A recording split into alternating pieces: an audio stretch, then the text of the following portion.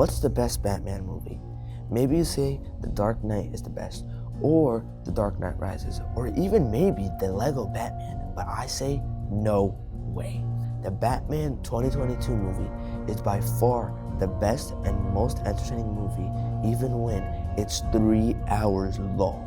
When the Batman hit theaters in 2022, it felt different, darker, grittier, more grounded, and that wasn't an accident. The film's intense detective-driven tone was the result of years of planning, creative risk-taking, and a clear vision from director Matt Reeves. Originally, this Batman wasn't even going to look like this. After Ben Affleck stepped down from directing, Warner Bros. Brought in Matt Reeves in 2017. Reeves decided to take the character in a new direction, separate from the existing DCEU. Instead of focusing on an older, seasoned Batman, he wanted to explore a younger Bruce Wayne in only his second year of crime fighting. Reeves drew heavy inspiration from classic Batman comics like Year One, The Long Halloween, and Ego, as well as 1970s paranoid thrillers. He was especially influenced by films like Chinatown and Taxi Driver, movies that focus on morally complex characters navigating corrupt cities. Reeves envisioned Gotham as a decaying, rain-soaked, urban nightmare, almost like Gotham was a character itself. Casting was crucial. In 2019, Robert Pattinson was chosen to play Bruce Wayne. The casting did spark some debate at first, but Reeves believed Pattinson had the emotional depth to portray a Batman who was more isolated, obsessive, and vulnerable. Pattinson trained extensively in stunt work and fight choreography to create a version of Batman who feels raw and physical, less polished, more brutal. The supporting cast added even more weight to the film. Zoe Kravitz played Selina Kyle, aka Catwoman, bringing complexity and chemistry to the story.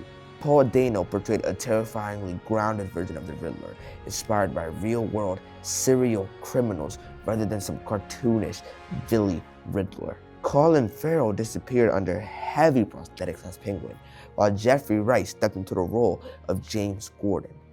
Production officially began in January 2020 in the United Kingdom. However, filming was heavily disrupted by the COVID-19 pandemic, forcing a shutdown just weeks into the production. The team resumed later in 2020 under strict safety protocols, finally wrapping up in March 2021. Visually, the film's look was shaped by cinematographer Greg Fraser, who used digital cameras and practical lighting to create a moody, shadow-filled Gotham. The decision to use minimal blue screen and more real sets gave the movie a grounded texture. The red lighting motif, especially in crime scenes, reinforced the film's noir influence. But what truly sets the Batman apart is his storytelling approach. Instead of focusing on spectacles, Matt Reeves wanted to make it a detective movie. Batman isn't just punching criminals, he's solving crimes. The Riddler's cryptic messages, the corruption in Gotham's institutions, and Bruce Wayne's eternal struggle all drive the plot.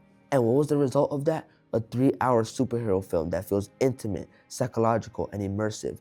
It respects the character's comic book roots while daring to slow things down and explore who Batman really is beneath the mask. The Batman didn't just reboot a franchise, it redefined it. Through careful planning, bold casting, a commitment to atmosphere, and a clear creative vision, Matt Reeves and his team delivered one of the most compelling and stylistically confident superhero films in years.